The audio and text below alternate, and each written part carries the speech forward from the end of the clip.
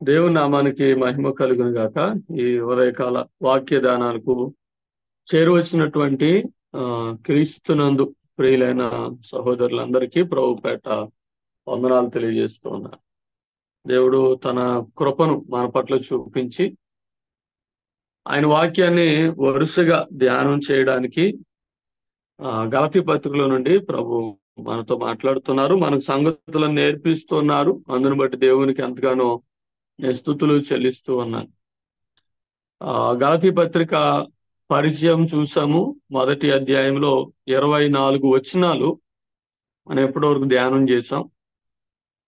గడిచిన వారం నాకు ఒక ప్రాముఖ్యమైన పని ఉండడం వలన నేను ఉండలేకపోయాను. నా స్థానంలో జాన్సన్ గారు చక్కటి వర్తమానం అందించారు.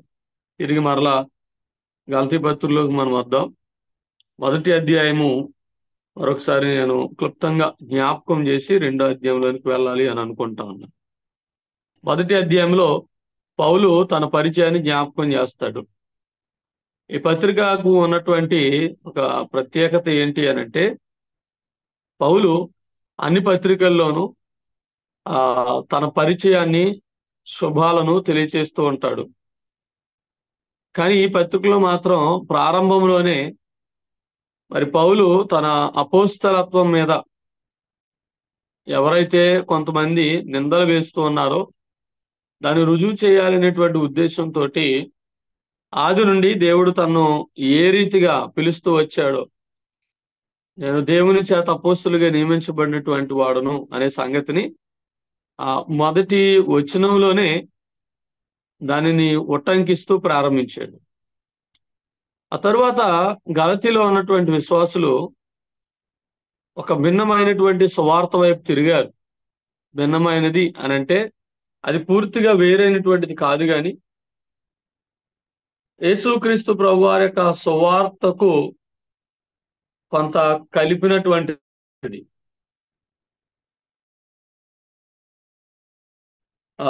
యేసు ప్రభుని నమ్ముకుంటే సరిపోదు. ఒక వ్యక్తి రక్షణ పొందాలంటే మొదట అతడు సున్నతి పొందాలి. అన్యులకు యూదులు పెట్టినటువంటి ఒక కొత్త బోధ, పరిసయ్యులు లాంటి వాళ్ళు పెట్టినటువంటి ఒక కొత్త ఆంక్ష అని చెప్పాలి. సో అది విన్నటువంటి పౌలు ఈ భిన్నమైనటువంటి సువార్తను గురించి, దాని వైపు తిరిగిపోయినటువంటి కొంతమంది విశ్వాసులను గురించి ఆశ్చర్యపడుతూ మాట్లాడాడు. ఆ తర్వాత మరలా తన సాక్ష్యాన్ని చెప్తున్నాడు. ప్రభు తనను ఎలా పిలిచాడు, తల్లి గర్భంలో ఉన్నప్పుడే దేవుడు ఎలాగ ఏర్పాటు చేసుకున్నాడో, ఎవరినైతే హింసిస్తూ వచ్చానో వారి కొరకు హింస పొందడానికి ప్రభు ఎలాగైతే తను పిలుచుకున్నాడో, ఈ విషయాలన్నీ కూడా పౌలు చెప్పి తన సేవ ఆరంభాన్ని కూడా జ్ఞాపకం చేస్తుంది. తన సేవ ఎలాగా ప్రభు పిలుపు అందుకున్నాడు, ప్రభు పని చేస్తూ వచ్చాడు, దానికి జరిగిన సంఘటనలు, ఎవరెవరు తనను ఈ పరిచర్యలో బలపరిచారు, ఈ విషయాలన్నీ కూడా చెప్తూ దేవుని వాక్య తర్ఫీదు తాను పొందుకున్నటువంటి వాడు, అది కూడా దేవుని ద్వారా నేర్చుకున్నటువంటి వాడు అనే విషయాన్ని మనం స్పష్టంగా చూసాం. ఇది మొదటి అధ్యాయం యొక్క నేపథ్యం. రెండవ అధ్యాయంలోనికి మనం వద్దాం. రెండవ అధ్యాయంలో కొన్ని వచనాలు మనం చదువుకుందాం. అటు పిమ్మట 14 సంవత్సరములైన తరువాత నేను తీతును వెంటబెట్టుకుని బర్నబాతో కూడా యెరూషలేమునకు తిరిగి వెళ్ళితిని. దేవదర్శనం ప్రకారమే వెళ్ళితిని. మరియు నా ప్రయాసము వ్యర్థమవునేమో లేక వ్యర్థమైపోవునేమో అని నేను అన్యజనులలో ప్రకటించున్న సువార్తను వారికి ప్రత్యేకముగా ఎన్నికైన వారికి విశదపరిచింది. అయినను నాతో కూడా ఉన్న తీతు గ్రీసు దేశస్థుడైనను అతడి సున్నతి పొందుటకు బలవంత పెట్టలేదు. మనలను దాసులుగా చేసుకొనవలెనని క్రీస్తు యేసు వలన మనకు కలిగిన మన స్వాతంత్ర్యమును వేగు చూచుటకు కపటముగా తేబడి దొంగతనముగా ప్రవేశించిన కపట సహోదరుల వలన జరిగినది. సువార్త సత్యము మీ మధ్య నిలుచున్నట్లు మేము వారికి ఒక్క గడి అయినను లోబడుటకు ఒప్పుకొనలేదు. దేవుడి మాటలు దీవించును గాక. ఇక్కడ పౌలు ఈ 2వ అధ్యాయం ప్రారంభంలో అటు తరువాత లేదా అటు పిమ్మట అని అంటా ఉన్నాడు. అంటే దానికి ముందు ఏదో జరిగింది, లేదా దానికి ముందు ఉన్నటువంటి అంశాలు ఇంటర్ కనెక్ట్ చేస్తూ మాట్లాడుతున్నాడు. అంటే మొదటి అధ్యాయం యొక్క ముగింపులో ఉన్నటువంటి సంగతులను ఆధారం చేసుకుని తన 2వ అధ్యాయంలో మాట్లాడుతున్నాడు. మొదటి అధ్యాయం ముగింపులో మనం ఏం చూస్తా ఉన్నాం అనంటే, అతడు మొట్టమొదటిసారి యెరూషలేము సంఘానికి రావడం, అక్కడ ఉన్నటువంటి పేతురును తాను కలవడం, ఆ యెరూషలేములో అక్కడ ఉండి 15 రోజులు వారితో కూడా కలిసి ఉండడం చూస్తాం.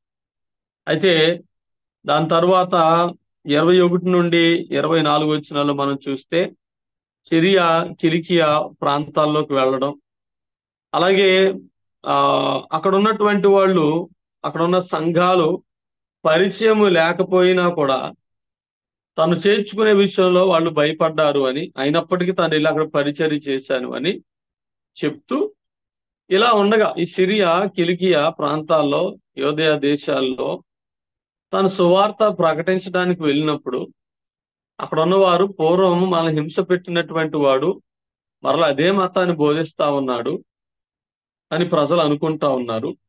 అలా జరుగుతున్నటువంటి మీదట అని, అటు తరువాత అని అంటూ 14 సంవత్సరాల తరువాత అనే మాట మనం చూస్తాం.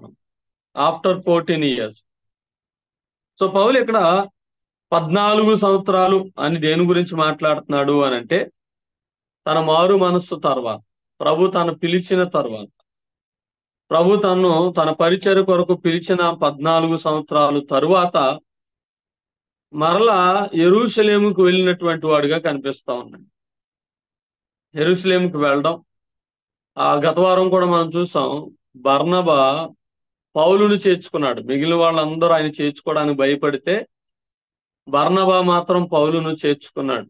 అపోస్తుల కార్యములు 9వ అధ్యాయము 27వ వచనంలో మనం చూస్తాం. అతడు ప్రభువు నామమును బట్టి ధైర్యముగా బోధిస్తున్నాడు అని బర్నబా సాక్ష్యం ఇచ్చి, ప్రభు అతనికి తోడై ఉన్నాడు అనే విషయాన్ని శిష్యులకు తెలియచేసి, మరి పౌలును యెరూషలేములో ఉన్నటువంటి పెద్దలతో కూడా కలిపినటువంటి వాడుగా బర్నబా మనకు కనిపిస్తా ఉన్నాడు. సో బర్నబా అసలు పేరు యోసేపు, కానీ అతడు బర్నబాగా పిలువబడ్డాడు. అపోస్తలులు అతని పనిని బట్టి అతనికి ఆ పేరు పెట్టినట్టుగా మనం చూస్తాం. ఆ తర్వాత మనం ఈ మొదటి వచనంలో బర్నబా గురించి మాట్లాడుతున్నటువంటి ఆయన 2వ వచనంలో దేవుని యొక్క దర్శనం గురించి మాట్లాడుతున్నాడు. అలాగే తీతును గురించి కూడా మొదటి వచనంలో మాట్లాడుతున్నాడు. సో దేవదర్శన ప్రకారము యెరూషలేం వెళ్ళాను అనే మాట పౌలు జ్ఞాపకం చేస్తున్నాడు. దేవదర్శనము అంటే ఏంటి అంటే, దేవుని సంకల్పం, దేవుని ఉద్దేశం, దేవుని నడిపింపు. పౌలు తన సొంతగా తన పరిచర్య చేస్తున్నాను అని చెప్పట్లేదు, కానీ దేవుని నడిపింపు మేరకు నేను వెళ్తున్నాను, నాతో కూడా తీతు వస్తా ఉన్నాడు. తీతు ఎవరు అంటే పౌలుకు ప్రియమైనటువంటి వాడు. కొరింథీ 2వ పత్రిక 8వ అధ్యాయము 23వ వచనంలో పౌలు తీతును గురించి మాట్లాడతాడు. కొరింథీ 2వ పత్రిక 8వ అధ్యాయము 23వ వచనం అంటున్నాడు, తీతు ఎవడని ఎవరైనాను అడిగిన ఎడల అతడు నా పాలివాడును మీ విషయమై నా జత పనివాడునై ఉన్నాడనియు, మన సహోదరులు ఎవరైనా అడిగిన ఎడల వారు సంఘముల దూతలను క్రీస్తు మహిమయ్య ఉన్నారని నేను చెప్పుచున్నాను. కాబట్టి తీతు ఎవరు అంటే, నాకు ప్రియమైన వాడు, నా తోటి పనివాడు అంటున్నాడు పౌలు. తీతు మంచి పరిచర్య చేసినటువంటి వాడు. ఈ క్రేతు, కొరింథీ, దుల్మత అనేటువంటి కొన్ని క్లిష్టమైనటువంటి, కష్టమైనటువంటి ప్రాంతాల్లో దేవుని సేవ జరిగించినటువంటి వాడుగా తీతు మనకు కనిపిస్తా ఉంటాడు. తీతు గ్రీసు దేశస్థుడు. ఆ విషయాన్ని మనం 3వ వచనంలో మనం చూస్తాం. గ్రీసు దేశస్థుడు సున్నతి విషయమై యెరూషలేము సంఘం అతను అభ్యంతర పెట్టలేదు అని పౌలు జ్ఞాపకం చేస్తాడు. ఎందుకనంటే ఈ ఈ పత్రిక యొక్క అసలు సమస్య అది. ఆ గ్రీసు దేశస్థుడు అని అన్నప్పుడు యూదేతరులు లేదా యూదులు కాని వాళ్ళు అందరూ సున్నతి పొందితే తప్ప రక్షణ పొందలేరు అనేటువంటి ఒక కాన్సెప్ట్ ఇక్కడ తీసుకొచ్చారు.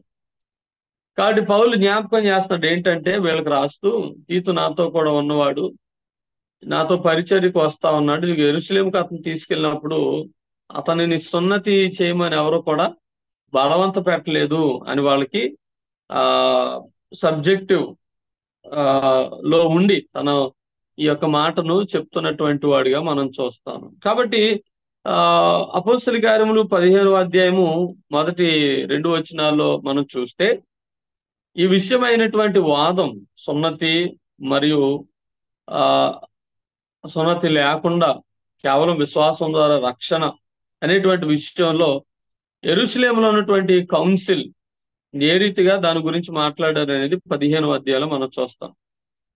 సో అపోస్తల కార్యములు ఈ 15వ అధ్యాయంలో దేవుని యొక్క దర్శనం గురించి పౌలు ఏదైతే ఇక్కడ మాట్లాడుతున్నాడో దానిని అక్కడ జ్ఞాపకం చేస్తాడు. ఎందుకంటే 2వ అధ్యాయంలో చూస్తే దేవదర్శనం ప్రకారమే వెళ్తిమి, మరియు నా ప్రయాసం వ్యర్థమైపోవునేమో లేక వ్యర్థమైపోయినదేమో అని నేను అన్ని జనుల్లో ప్రకటించున్న సువార్తను వారికి ప్రత్యేకముగా ఎన్నికైన వారికి విశద పరిచితిని అంటున్నాను. నేను ప్రకటిస్తున్నటువంటి సువార్త వ్యర్థమైపోద్దేమో. ఎందుకు ఈ మాట మాట్లాడుతున్నాడు అంటే సువార్తను సువార్తగా నమ్మాలి. ఆ సువార్తకి ఏదైనా జోడించినప్పుడు ఆ జోడించబడిన దానితో కూడా కలిపి చెరిపినటువంటి మాటలతో కూడా అదే సువార్త అని అనుకుని నమ్మితే దాని వలన ప్రయోజనం లేదు. అది సువార్త కాదు, అది వేరొక వార్త, దాని భిన్నమైన వార్త అన్నాడు. అలాంటిది దేవదూతలు వచ్చి చెప్పినా మీరు వినొద్దు, మీరు నమ్మొద్దు. ఒకవేళ నేనే మరలా వచ్చి దాన్ని మార్చి చెప్పినా మీరు నమ్మొద్దు అంటాడు పౌలు. అంత ఖచ్చితమైనటువంటి సువార్త నుండి తొలగిపోవడము లేదా మరొక సువార్త వైపు వెళ్ళడం అని అంటే అది ప్రమాదకరమైంది. అందుకని అంటున్నాడు నేను పడుతున్నటువంటి ఆ ప్రయాస వ్యర్థమైపోద్దేమో. అపోస్తల కార్యములు 15వ అధ్యాయంలో పౌలు బర్నబా కలిసి యెరూషలేములో ఉన్నటువంటి పెద్దల దగ్గరికి వెళ్తారు. ఈ విషయమైనటువంటి వాదమే అక్కడ వస్తుంది. మొదటి వచనంలో మనం చూస్తాం, కొందరు యోధై నుండి వచ్చి మీరు మోషే నియమించిన ఆచారం చొప్పున సున్నతి పొందితే గాని రక్షణ పొందలేరని సహోదరులకు బోధించిరి. ఇక్కడ కొంతమంది చెప్తున్న మాట ఏంటంటే మోషే నియమించిన ఆచార ప్రకారం సున్నతి పొందితే గాని రక్షణ పొందలేదు. ఇది ఇక్కడ ఉన్నటువంటి సమస్య. అయితే 2వ వచనంలో పౌలుకు బర్నబాకును వారితో విశేషమైనటువంటి వాదము కలిగింది, డిబేట్ జరిగింది. ఏంటి ఆ డిబేట్ అని అంటే సున్నతితో సంబంధం లేకుండా రక్షణ అని వీళ్ళు చెప్తున్నారు. అబ్బాయి సున్నతి పొందితే తప్ప రక్షణ లేదు. వాళ్ళ ఉద్దేశంలో ఒక అన్యుడు మొదట యూదుడు అవ్వాలి, యూదుడైతే తప్ప అతడు రక్షణ పొందలేడు అనేటువంటి ఒక దుర్బోధన ఇక్కడ తీసుకొచ్చారు.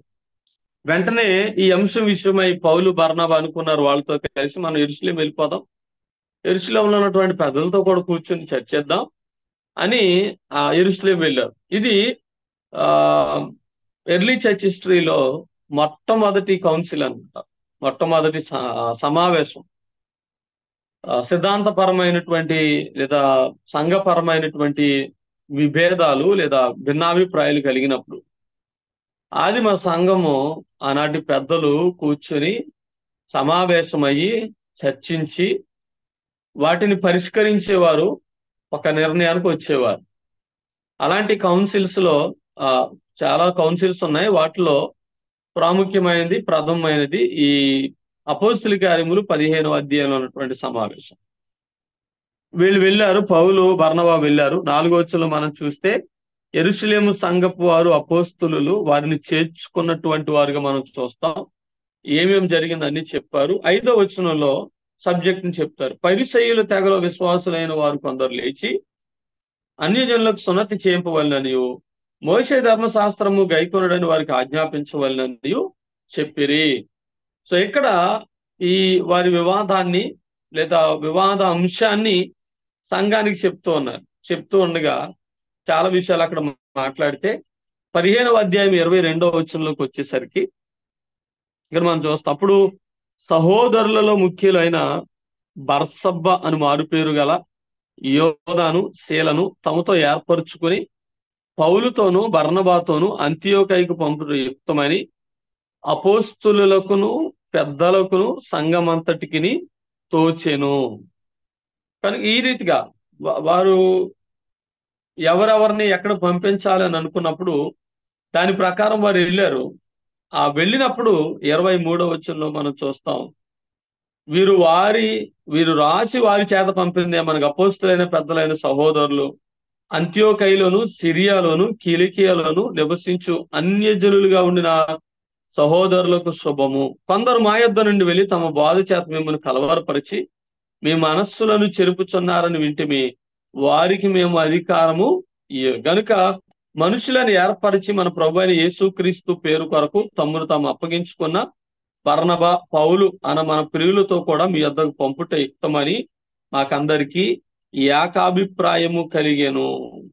కనుక ఇక్కడ చేసినటువంటి నిర్ణయ ప్రకారము వాళ్ళు పరిచర్యకు వెళ్ళారు. అదే పౌలు అంటున్నాడు, 14 సంవత్సరాల తర్వాత మేము తీతును వెంటబెట్టుకుని బర్నబాతో కూడా యెరూషలేముకు వెళ్ళితిమి, దేవదర్శనము ప్రకారమే వెళ్ళితిమి అనే మాటకు అర్థం ఏంటంటే వాళ్ళు ప్రార్థన చేసి పంపించారు. ఆ కౌన్సిల్లో నిర్ణయం చేశారు.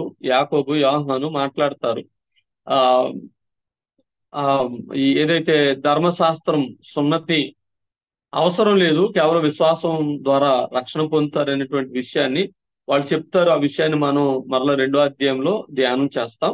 అయితే ఇక్కడ ఈ అపోస్తుల కార్యములో తాను ప్రకటిస్తున్నటువంటి ఆ సువార్తను గురించి పౌలు చెప్తాడు. ఏదైతే పరిసయ్యులు వాళ్ళు సున్నతి పొందితే గాని రక్షణ పొందలేరు అనేటువంటి ఒక వాదాన్ని తీసుకొచ్చారో దాన్ని పౌలు ఖండించినట్టుగా మనం చూస్తాం. అపోస్తుల కార్యములు 15వ అధ్యాయం 12వ వచనంలో దానికి కౌంటర్ గా మాట్లాడతాడు. అంతటా ఆ సమాజం అంతా ఈ ఊరకుండి బర్నబా పౌలు తమ ద్వారా అన్ని జనులు చేసిన సూచక్రియలు అద్భుతములు వివరించుండగా ఆలకించాను. 11వ వచనం చూడండి, ప్రభు అయిన యేసు కృప చేత మనం రక్షణ పొందుతున్నాము నమ్ముచున్నాము కదా, అలాగనే వారును నమ్ముచున్నారు అని అంటున్నారు. కాబట్టి ఈ 6వ వచనం నుండి కూడా ఇదే విషయం చెప్తారు. యేసు క్రీస్తునందు విశ్వాసం ద్వారా కృప చేతనే రక్షణ, మరి దేని ద్వారా లేదని మనం చెప్తున్నాం కదా అని చెప్పినప్పుడు పౌలు బర్నబా చెప్పిన మాటలని విన్న తర్వాత 13వ వచనంలో యాకోబు లేచి మాట్లాడి 16 నుండి 18 వచనాల్లో ఉన్న సంగతులు చెప్పి అన్యజనులు దేవుని వైపు తిరుగుతున్నప్పుడు వాళ్ళని ఆచారాలు పెట్టి కష్టపెట్టకూడదు, వాక్య ప్రకారము విశ్వాసం ద్వారా కృపచేతనే రక్షణ గనక మీరు వారిని అభ్యంతర పెట్టొద్దని ఆ పరిసయ్యులకు చెప్పి వారిని అటు పంపించారు. ఇటువైపు బర్నబాను పౌలును ఏర్పరిచి వీళ్ళని పరిచర్యకు పంపించారు.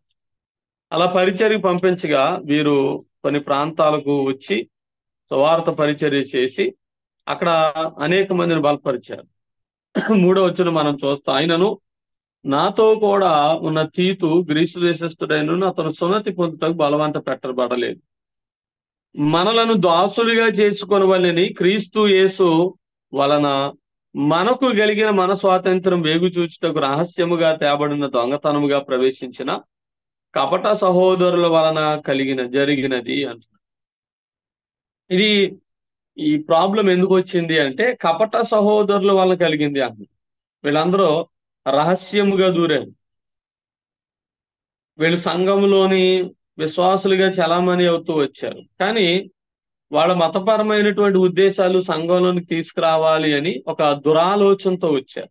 కాబట్టి పౌలు వాళ్ళని ఏమంటున్నాడంటే ఈ సమస్య రావడానికి కారణం, సంఘము గలిబిలు అవడానికి కారణం విశ్వాసమా సున్నత అనేటువంటి ఒక రెండిటి మధ్య ఒక వివాదం రావడానికి కారణం ఈ కపట సహోదరులు అంటున్నాడు. కపట సహోదరులు అన్నప్పుడు 2 కొరింథీ పత్రిక 11వ అధ్యాయము 26వ వచనంలో మాట్లాడుతూ వీళ్ళ గురించి చెప్తా ఉంటాడు. అనేక ప్రయాణములోను, నదులలోను, ఆపదలలోను, దొంగల వలనైన ఆపదలలోను, నా స్వజనులైన వలనైన ఆపదల్లోను, అన్యజనుల వలనైన ఆపదల్లోను, పట్టణముల వలనైన ఆపదల్లోను, అరణ్యముల ఆపదలోను, సముద్రముల ఆపదల్లోను అంటూ కపట సహోదరులైనటువంటి వారి వలన ఆపదల్లోను అంటాడు. ఎవరి కపట సహోదరులు అంటే 11వ అధ్యాయము 36వ వచనంలో అంటాడు, వీళ్ళు దొంగ అపోస్తులు కాకుండానే అపోస్తుల వేషం వేసుకున్నటువంటి వారు అని 11వ అధ్యాయము 13వ వచనంలో చెప్తా ఉన్నాడు. ఏల అనగా అటు వారు క్రీస్తు యొక్క అపోస్తుల వేషము ధరించుకున్న వారై ఉండి దొంగ అపోస్తులు అంటూ మోసగాండ్రగు పనివారు అని అన్నాడు. మోసగాండ్రు, కపటమైనటువంటి వాడు. తెస్సలోనిక మొదటి పత్రిక 2వ అధ్యాయం 14వ వచనంలో కూడా యూదుల వలన తను శ్రమ అనుభవించినటువంటి వాడుగా మనం చూస్తాం. యోధా శాస్త్రులు, పరిసయ్యులు, అవిశ్వాసులైనటువంటి యూదులు పౌలును కష్టపెట్టారు. దాసులుగా చేసుకొనవలనని అని అంటాడు. ఈ కపట సహోదరులు ఎందుకు వచ్చారంట? దాసులుగా చేసుకోవాలి. మరలా వాళ్ళ మతపరమైనటువంటి ఆ నిబంధనల్లో, ఆ కట్టడల్లో, ఆ ఆచారాల్లో వీళ్ళని పెట్టేయాలి.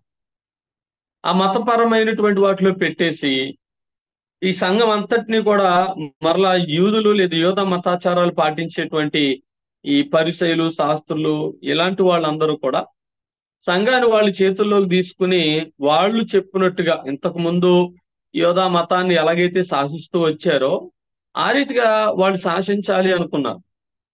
కాబట్టి వీళ్ళు దాసులుగా చేసుకోవాలనుకున్నారు. క్రీస్తుకు దాసులు కాదు, తమకు దాసులుగా చేసుకోవాలనుకున్నారు. పౌలు అదే అంటున్నాడు, మనలను దాసులుగా చేసుకోవాలి అని క్రీస్తు యేసు వలన మనకు కలిగినటువంటి స్వాతంత్ర్యమును వేగు చూచుటకు రహస్యముగా తేబడినటువంటి దొంగతనముగా ప్రవేశించినటువంటి కపట సహోదరులు.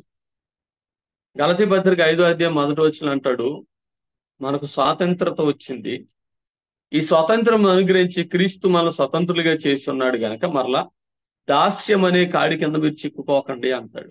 ఈ ఉద్దేశం ఏంటంటే మరలా ధర్మశాస్త్రం అనేటువంటి కాడి కిందకి మీరు వెళ్ళొద్దు, ఆచారపరమైనటువంటి ధర్మశాస్త్రం కిందకి మీరు వెళ్ళొద్దు అని పౌలు జ్ఞాపకం చేస్తుంది. ధర్మశాస్త్రానికి లోనైన వారు ఉన్నారు, వారు కృపలోనికి వస్తా ఉన్నారు. మరి అన్యజనులు కృప ద్వారా విశ్వాసం చేత రక్షించబడినటువంటి వేళ్ళు మరలా ధర్మశాస్త్రపు ఆచారాలు పాటించాలనేటువంటి ఒక బలవంతపు నిబంధన వాళ్ళ మీద పెట్టడం ఏంటి? ఇది ఎందుకు పెడుతున్నారు అని అంటే వాళ్ళు చెప్పు చేతల్లో ఉంచుకోవాలి, స్వాతంత్ర్యమును పోగొట్టాలి, తమలను సంఘాన్ని, సంఘంలోని విశ్వాసులను, అన్ని జనులు రక్షణ పొందినటువంటి వారిని తమకు దాసులుగా చేసుకోవాలి అని ఇక్కడ వీరి ఆలోచనగా మనం చూస్తాం. 5వ వచనం, సువార్త సత్యం మీ మధ్య నిలుచున్నట్లు మేము వారికి ఒక్క గడి అయిన లోబడుటకు ఒప్పుకోలేదు. లోబడుటకు ఒప్పుకోలేదు అంటే వాళ్ళ ఉద్దేశాలు ధర్మశాస్త్ర ప్రకారం, ధర్మశాస్త్ర సంబంధమైన ఆచారపరమైనటువంటి విషయాలు, దాని విధిరూపకమైన ధర్మశాస్త్రము అంటాడు ఎఫెసీ పత్రిక. ఆచారాలు ఏవైతే ఉంటాయో వాటిని చెయ్యాలి అని బోధించినప్పుడు పౌలు అంటున్నాడు, మేము లోబడడానికి ఒప్పుకోలేదు. వీళ్ళు ఎవరో యోధా మత పెద్దలు, చాలా ఇన్ఫ్లుయెన్స్ ఉన్నటువంటి వాళ్ళు. రాజకీయం వాళ్ళ చేతిలో ఉండేది, సామాజిక పరిస్థితులు వాళ్ళు నిర్ణయించేవారు. దేశంలో ఉన్న ప్రతిదీ మతపరమైనవి కానీ, సామాజికంగా కానీ, రాజకీయంగా కానీ, ఆర్థికంగా కానీ అన్నింటినీ శాసించేటువంటి ఒక పవర్ఫుల్ సెక్ట్ వీళ్ళు, చాలా బలవంతులైనటువంటి ఒక గుంపు వాళ్ళు. పౌలు అంటున్నాడు, మేము వాళ్ళకి లోబడలేదు. ఎంత గొప్ప మంచి మాట అది. ఈ రోజుల్లో మనం చూస్తే లోక సంబంధమైనటువంటి అధికారాలకు లోబడి క్రీస్తు నామానికి అవమానం తెచ్చేటువంటి సేవకులని పిలువబడుతున్న వాళ్ళు కానీ సంఘాలు కానీ ఎన్ని లేవు. కనుక ఒక విషయాన్ని మనం ఎప్పుడు గుర్తుపెట్టుకోవాలి ఏంటంటే, ఇలాంటివి మనం ధ్యానిస్తూ ఉన్నప్పుడు ఇవి మాదిరికరమైనటువంటి అంశాలు. 5వ వచనం, 2వ అధ్యాయము 1వ వచనం ప్రారంభం నుండి పౌలు తను లోబడకుండా, అంటే ఒక అబద్ధానికి ఒక అసత్యానికి లోబడకుండా సత్యం వైపు నిలబడుతూ తాను అల్పుడైనప్పటికీ అధిక సంఖ్యాకులు బలవంతులైనటువంటి వారిని ఎదుర్కొంటున్నాడు. దానికి కారణం ఏమిటి అనంటే, క్రీస్తునందు అతనుకున్న భారము, ప్రభు యొక్క పిలుపు, సేవ పట్ల తనకున్నటువంటి ఆ ఖచ్చితత్వం.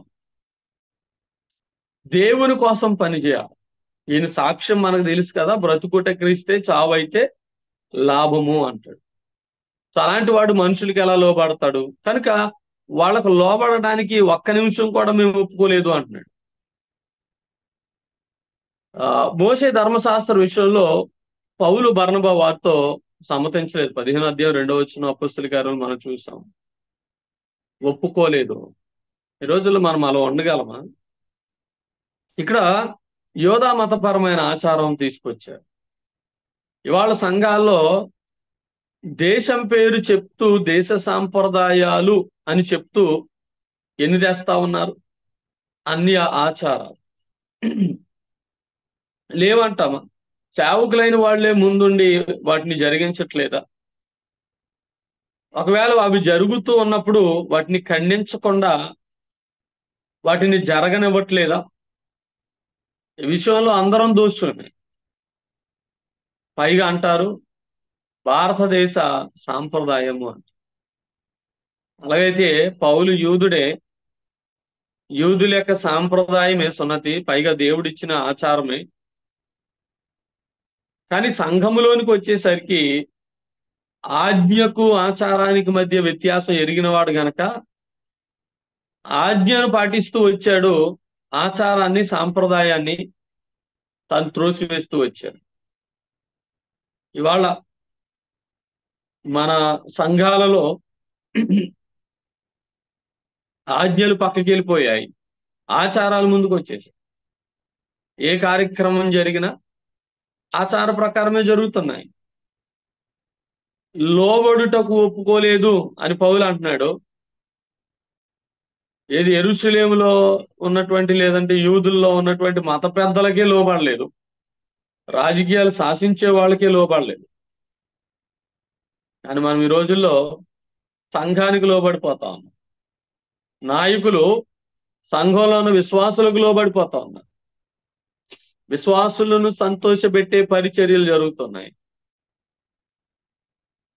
వాళ్ళు ఆనందపడితే చాలు, మన జేబులు నింపితే చాలు అనుకునేటువంటి వాళ్ళు ఇవాళ సేవ చేస్తున్నారు. నేను అంటాను, ఇలాంటి వాళ్ళని కూడా కపట సహోదరులని పిలవాలేము.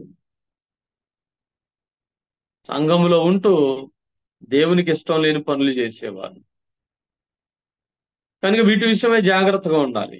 పౌలు మాదిరి మనకి 2వ అధ్యాయము 11వ వచనం నుండి మనం చూస్తే ఇంకా అద్భుతమైన విషయం మనం చూస్తాం. పేతురుతో తనకు వివాదం వచ్చినప్పుడు తను సీనియర్ అని, పెద్దవాడని, ప్రభుతో కూడా ఉన్నవాడని ఏమాత్రం యోచించకుండా ఖండించాడు. తప్పును తప్పుగా ఖండించాడు. కనుక తప్పును తప్పుగా ఖండించాలి. ఏదైతే దేవుని వాక్యములు లేదో, లేదా దేవుడు ఆదేశించలేదో, ఉపదేశించలేదో వాటిని చేయడానికి ఏమాత్రం కూడా ధైర్యం చేయకూడదు. 6వ వచనంకి వచ్చేసరికి, ఎన్నికైన వారుగా ఎంచబడిన వారి వద్ద నేనేమీ నేర్చుకొనలేదు, వారెంతటి వారైనను నాకు లక్ష్యము లేదు. దేవుడు నరుని వేషము చూడడు, ఆ ఎన్నికైన వారు నాకేమీ ఉపదేశించలేదు అంటున్నాడు. వారు ప్రకటిస్తున్నటువంటి ఆ సువార్త విషయమై పౌలు సత్యముగా బోధిస్తున్నాడు. సువార్తను మీ మధ్య సత్యముగా నిలిచినట్లు మేము నిలబడలేదు అంటున్నాడు. సువార్త సత్యం మీ మధ్య నిలబడాలి. అలా నిలబడడం కోసం మేము ఎవరికి లోబడలేదు. ఎన్నికైన వారుగా ఎంచబడినటువంటి వారు ఎవరి దగ్గరికి మేము వెళ్ళలేదు, వాళ్ళ దగ్గర నేర్చుకోలేదు, వాళ్ళు ఎంతటోళ్ళైనా లక్ష్యం చేయలేదు అన్నాడు. ఇది చాలా పవర్ఫుల్ స్టేట్మెంట్. అది చాలా ధైర్యవంతమైనటువంటి ఒక స్టేట్మెంట్ ని పౌలు ఇక్కడ మాట్లాడుతున్నాడు.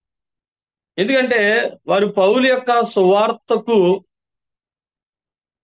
ఇంకేమీ చేర్చలేదు, కానీ దాన్ని కొంచెం మారుస్తున్నారు. అది అలాంటి సందర్భంలో సువార్తను సువార్తగా ప్రకటించాలి, దాన్ని మార్చడానికి చేర్చడానికి వీలు లేదు అని అనుకున్నప్పుడు వాళ్ళతో ఆయన విభేదిస్తూ వచ్చాడు.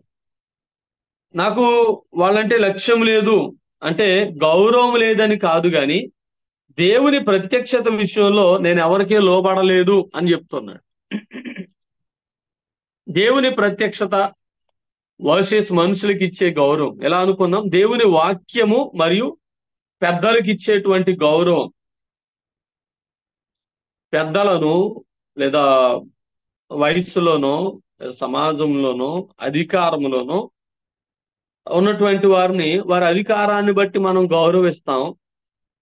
కానీ వారి అధికారము దేవుని వాక్యాన్ని తృణీకరించేదిగా ఉండాల్సి వచ్చినప్పుడు మనం వారిని లక్ష్య పెట్టాల్సిన అవసరం లేదు, వారి అధికారానికి లోబడాల్సిన అవసరం లేదు. వారిని గౌరవిస్తే గౌరవించవచ్చేమో కానీ వారికి లోబడాల్సిన అవసరం లేదు. పౌలు ఇక్కడ అంటున్నాడు, ఎవరి దగ్గర నేర్చుకోలేదు, ఎన్నిక చేయబడిన వారి వద్ద ఏమీ నేర్చుకోలేదు, వారంతటి వారైనను లక్ష్యము చేయలేదు అంటున్నాడు. ఏమీ నేర్చుకోలేదు అని అంటే అర్థం ఏంటంటే, ఇక్కడ ఎన్నికైనటువంటి వాళ్ళు 12 మంది శిష్యులు అయ్యుండొచ్చు, యెరూషలేములో ఉన్నటువంటి పెద్దలు అయ్యుండొచ్చు. అయితే వారి దగ్గర నేర్చుకోలేదు అనే మాటకు అర్థం ఏంటి అని అంటే, వాళ్ళు నాకు బోధించిన సంగతులేమి నేను చెప్పడం లేదు, వాళ్ళ దగ్గర నేనేమి ఏ బోధ నేర్చుకోలేదు. పైన చెప్పాడు దేవదర్శనం గురించి, మొదటి అధ్యాయం చివరిలో చెప్పాడు తను దేవుని తర్ఫీదును, ప్రత్యక్షతను ఎలా పొందుకున్నాడు అనేటువంటి విషయాన్ని చెప్తూ వచ్చాడు. కాబట్టి ఎన్నికైన వారు ఉన్నారు యెరూషలేములో, వారు సంఘ పెద్దలై ఉండొచ్చు, శిష్యులై ఉండొచ్చు. సో వాళ్ళకి కూడా, అంటే ఒకవేళ ఈ బోధ విషయంలో, ఈ ఆచార విషయంలో వాళ్ళకు కూడా నేను లోబడలేదు అన్నాడు. మామూలుగా లోబడలేదని, పెద్దలుగా లోబడలేదని కాదు, పెద్దలుగా వారికి లోబడ్డాడు. 15వ అధ్యాయం అందుకే మనం చూసి అక్కడికి వెళ్ళడానికి ఇష్టపడ్డాడు, వాళ్ళతో మాట్లాడాడు. కానీ అక్కడ మీరు ధర్మశాస్త్రాన్ని పాటించాలి అనేటువంటి ఏదైనా ఒక ఇన్స్ట్రక్షన్ వీళ్ళకి వస్తే దాని విషయంలో నేను లోబడలేదు అంటున్నాడు.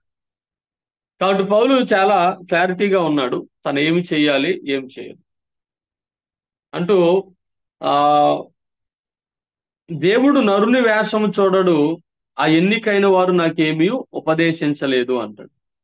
దేవుడు నరుని వేషము చూడడు అంటే మనుష్యులు వారు కలిగి ఉన్నటువంటి పైరూపం. ఒకవేళ ఈ మాట పరిసయ్యులు లాంటి వారి గురించి మాట్లాడుండొచ్చు, ఎందుకంటే వాళ్ళ అధికారపూర్వకమైనటువంటి వాళ్ళు పరిసయ్యులు అని తెలియడానికి ఒక డ్రెస్సింగ్ ఉంటుంది వాళ్ళకి. వాళ్ళ డ్రెస్సులు వేసుకుని నెత్తి మీద ఒక కైండ్ ఆఫ్ లాంటిది, ఒక రింగ్ లాంటిది వాళ్ళు పెట్టుకుని వాళ్ళు వెళ్తా ఉంటారు. సో వాళ్ళు ఆ ఆ టోపీ పెట్టుకుని ఆ అంగీ ధరించి వాళ్ళు వెళ్తా ఉంటే పరిసయ్యులు అనేటువంటి ఒక గౌరవం. పౌలు అంటున్నాడు, ఆ రూపాన్ని చూసినప్పుడు మనుషులు వాళ్ళకి గౌరవం ఇస్తారేమో, వాళ్ళు అది వేసుకుని చెప్తే దానికి అధికారం ఉంటది, లేదా ఆ మాటకు విలువ ఉంటది అని చెప్పుకుంటారేమో. కానీ అంటాడు, నేను మాత్రం వాళ్ళ వేషానికి గాని వాళ్ళ భౌతికమైన అధికారాలకు గాని నేను లోబడలేదు, పైగా వాళ్ళు నాకేమీ చెప్పలేదు, నేను వాళ్ళు చెప్పినవేవి కూడా అంగీకరించలేదు అని పౌలు స్పష్టంగా చెప్తా ఉన్నాడు. ఈ చివరిగా 7 నుండి 9 వచనాల్లోకి మనం వచ్చినట్లయితే, సున్నతి పొందిన వారికి బోధించుటకై సువార్త పేతురుకి ఎలాగ అప్పగించబడిందో అలాగే సున్నతి పొందని వారికి బోధించుటకై నాకు అప్పగింపబడినని వారు చూచినప్పుడు, అనగా సున్నతి పొందిన వారికి అపోస్తలుగా ఉంటకు పేతురుకు సామర్థ్యం కలుగజేసిన వాడే అన్ని జనులకు అపోస్తలుటకు నాకును సామర్థ్యం కలుగజేసినని వారు గ్రహించినప్పుడు, స్తంభములుగా ఎంచబడిన యాకోబు, కేఫ, యోహాను అని వారు నాకు అనుగ్రహింపబడిన కృపను కనుగొని, మేము అన్య జనులకు తాము సున్నతి పొందిన వారికి అపోస్తులుగా ఉండుటకు, మేము అన్ని జనులకును తాము సున్నతి పొందిన వారికి అపోస్తులుగా ఉంటకు ఉండవలెనని చెప్పి తమతో పాలివారమనుటకు సూచనగా నాకును బర్నబాకును కుడి చేతినిచ్చిరి. మేము భేదలను జ్ఞాపకం చేసుకుని మాత్రమే వారు కోరిరి, ఎలాగూ చేయుట నేను ఆసక్తి కలిగి ఉన్నాను. సో ఈ సువార్త పని గురించి పౌలు మాట్లాడుతూ ఉన్నప్పుడు గలతీ పత్రిక 1వ అధ్యాయం 10వ వచనంలో చెప్పాడు, నేను మనుషుల దయ సంపాదించుకొని చూచుచున్నానా, దేవుని దయ సంపాదించుకొని చూచుచున్నానా, నేను మనుషులను సంతోషపెట్టుచున్నానా, నేను మనుషులను సంతోషపెట్టువాడనైతే క్రీస్తుకు దాసుడను కాకపోదును అంటాడు. కనుక ఇక్కడ ఈ ఈ సున్నతి పొందినటువంటి వారి విషయంలో పేతురుకు దేవుడు అధికారం ఇచ్చాడు. అంటే అపోస్తలుడు ఎలాగయ్యాడు? పేతురు పరిచర్య మనం చూస్తే ఆరంభంలో యూదుల మధ్య ఎక్కువ పరిచర్య చేశాడు. యూదుల మధ్య మాత్రమే ఉండిపోయాడు పేతురు ఎక్కువ కాలం. తర్వాత అనుజనులకు కూడా దేవుడు కృపణిస్తా ఉన్నాడు అనే విషయాన్ని తెలుసుకున్నాడు. కానీ పేతురుతో పోల్చుకుంటే అన్యజనుల మధ్య ఎక్కువ సువార్త పరిచర్య చేసినటువంటి వాడు మాత్రం పౌలే. అదే అంటున్నాడు, మనుషుల దయ సంపాదించుకోవాలని నేను చూడట్లేదు, మనుషులు లక్ష్య పెట్టాలని నేను కోరుకోవట్లేదు. పేతురుకి దేవుడు ఏ అధికారం ఇచ్చాడో నాకు అదే అధికారం ఇచ్చాడు. పేతురుకు ఏ దేవుడు అధికారం ఇచ్చాడో నాకు ఆ దేవుడు అధికారం ఇచ్చాడు. కనుక ఈ ఈ ఈ సువార్త పనిని గురించి దేవునిచే పౌలు ఎన్నిక చేయబడిన వాడు అనేటువంటి ఖచ్చితత్వాన్ని మరొకసారి జ్ఞాపకం చేస్తారు. వాళ్ళంతా యెరూషలేములో ఉన్నటువంటి పెద్దలు, అపోస్తలు, వాళ్ళ దగ్గర నిలబడి తన సాక్ష్యాన్ని చెప్తే మనం చూస్తాం, వాళ్ళు అంగీకరించారు. తమ కుడి చేతినిచ్చి అక్కడ ఉన్న వారందరూ కూడా, యెరూషలేం పెద్దలు అందరూ కూడా పౌలుతో మాట్లాడి వాళ్ళని పంపించినట్లుగా మనం చూస్తాం. సువార్త పని అప్పగించబడినటువంటి పని, అది దేవుడు మనకు అప్పగిస్తాడు. కొరింథీ 1వ పత్రిక 9వ అధ్యాయము 16వ వచనం మనం చూస్తే, కొరింథీ 1వ పత్రిక 9వ అధ్యాయము 16వ వచనం అంటాడు, నేను సువార్త ప్రకటించుచున్నను, నాకు అతిశయ కారణం లేదు, సువార్త ప్రకటించవలసినటువంటి భారం నా మీద మోపబడి ఉన్నది. అయ్యో, నేను సువార్త ప్రకటింపకపోయిన ఎడల ఇది నాకు శ్రమ, ఇది నేను ఇష్టపడి చేసిన ఎడల అని అంటాడు. సువార్త పని దేవుడు అప్పగించినటువంటిది. అది భారము అంటే బరువు కాదు, బాధ్యత. దేవుడు అప్పగించిన బాధ్యత. ఈ బాధ్యతను తను చేస్తా ఉన్నాడు. కనుక ఇష్టపూర్వకముగా తను చేస్తూ ఉన్నాడు. పిలుపుతో కూడినటువంటి పరిచర్య కలిగి ఉన్నాడు. తిమోతి 1వ పత్రిక 1వ అధ్యాయము 11వ వచనం కూడా మనం చూస్తే 8 నుండి 11 వచనాలు కలిసి ఉన్నాయి. కానీ ఇక్కడ ఈ 11వ వచనంలో ఒక మాట మనం చదువుకుందాం. అయినను శ్రీమంతుడగు దేవుడు నాకు అప్పగించిన ఆయన మహిమ గల సువార్త ప్రకారము అంటున్నాడు. దేవుడు అప్పగించినటువంటి సువార్త అని ఇక్కడ పౌలు మాట్లాడాడు. తీతు పత్రిక 1వ అధ్యాయం 3వ వచనంలో కూడా 2-4 వచనాలు కలిసి ఉన్నాయి. ఇక్కడ కూడా అంటాడు, నిత్య జీవమును గూర్చిన నిరీక్షణతో కూడా భక్తికి ఆధారమగు సత్య విషయమైన అనుభవ జ్ఞానం నిమిత్తము దేవుని దాసుడును యేసుక్రీస్తు అపోస్తుడైన పౌలు మనందరి విశ్వాస విషయంలో నా నిజకుమారుడైన తీతుకు చెప్పి రాయినది. ఆ నిత్య జీవమును గురించి అబద్ధమాడనేరని దేవుడు అనాది కాలమందే వాగ్దానం చేశాను. ఇప్పుడు మన రక్షకుడైన దేవుని ఆజ్ఞ ప్రకారము నాకు అప్పగింపబడిన సువార్త ప్రకటన అంటున్నాడు. అప్పగింపబడినటువంటి పని. కనుక సువార్తికుడు ఎలాగయ్యాడంటే దేవుడు పిలిచాడు, దేవుడు పని అప్పగించాడు. ఇక్కడ తన అపోస్తలత్వము ఎలా వచ్చిందో చెప్తూ ఉన్నాడు. ఆ తర్వాత అన్య జనులలోకి సువార్త చెప్పడానికే పిలువబడ్డాడు. ఎందుకంటే సమస్య ఎక్కడ వచ్చింది? అన్య జనులు వాళ్ళు సున్నతి పొందాలి, అన్ని జనులు సున్నతి పొందాలి. కానీ పౌలు ఏమంటాడు? అన్ని జనులు సున్నతి పొందక్కర్లేదు. ఇప్పుడు అన్ని జనుల మధ్య పరిచర్య చేస్తున్న పౌలుకే సవాల్ ఇది. పౌలుతోటే వివాదం ఏంటంటే, అన్ని జనులు సున్నతి పొందాలేం వాళ్ళు అంటారు, పొందక్కర్లేదని ఈయన అంటాడు. అప్పుడు చెప్తాడు, అన్ని జనుల మధ్య పరిచర్య కొరకు దేవుడు నన్ను పిలిచినప్పుడు నాకు సువార్తను అప్పగించాడు. ఆయన నన్ను బోధించమని నాకు చెప్పిన సువార్తలో ఈ సున్నతి లేదు. అన్ని జనుల దగ్గర నేను పంపబడ్డాను, నేను అన్ని జనులకు అపోస్తలుడును అంటాడు. రోమపత్రిక 11వ అధ్యాయము 13వ వచనంలో కూడా తన పిలుపును కన్ఫైన్ చేస్తాడు. రోమపత్రిక 11వ అధ్యాయము 13వ వచనం, అన్య జనులకు మీతో నేను మాట్లాడుచున్నాను, నేను అన్య జనులకు అపోస్తులుడునై ఉన్నాను అంటున్నాడు. ఆ తర్వాత రోమపత్రికలోనే 15వ అధ్యాయము 16వ వచనం చూస్తే, అయినను అన్య జనులు అను అర్పణ పరిశుద్ధాత్మ వలన పరిశుద్ధపరచబడి ప్రీతికరమగునట్లు నేను సువార్త విషయంలో యాజక ధర్మము జరిగించుచు దేవుని చేత నాకు అనుగ్రహింపబడిన కృపను బట్టి అన్యజనుల నిమిత్తము యేసు క్రీస్తు పరిచారకుడనైతిని అంటున్నాడు. అన్యజనుల నిమిత్తం యేసు క్రీస్తు పరిచారకుడు. కనుక పౌలు తన స్పష్టతనిస్తున్నాడు. సేవ పిలుపు ఉంది, అన్యజనుల మధ్య సువార్త పని ఉంది, దేవుడు నాకు ఆ దర్శనాన్ని ఇచ్చాడు అని పౌలు మాట్లాడుతున్నప్పుడు ఆ విషయాలని చెప్తే యెరూషలేములో ఉన్నటువంటి సంఘము దాన్ని గ్రహించారు అనే మాట మనం చూస్తాం. సో స్తంభములుగా ఎంచబడినటువంటి యాకోబు, కేఫా, యోహాను అంటాడు. వీళ్ళు ఎవరంటే ఈ ముగ్గురు యెరూషలేములో ఉన్నటువంటి మొట్టమొదటి సంఘ నాయకులు, ప్రారంభ సంఘ నాయకులు. వీళ్ళు యెరూషలేములోనే ఉండి సంఘాన్ని స్థిరపరిచి సంఘాలను బలపరిచినటువంటి వారుగా ఉన్నారు. So main pillars of the early church. So వీళ్ళు ఒక మాట చెప్పారు పౌలుకి, ఏమనంటే మీరు భేదాలను జ్ఞాపకం చేసుకోండి. ఎందుకంటే యెరూషలేములో ఉన్నప్పుడు వారు మొట్టమొదటిసారిగా ఎలాంటి సహాయం చేశారో ఆ సంగతి పౌలు జ్ఞాపకం చేస్తున్నారు. అపోస్తలుల కార్యం 11వ అధ్యాయము 27వ వచనంలో మనం చూస్తాం యెరూషలేములో వాళ్ళకి కలిగినటువంటి సహాయం.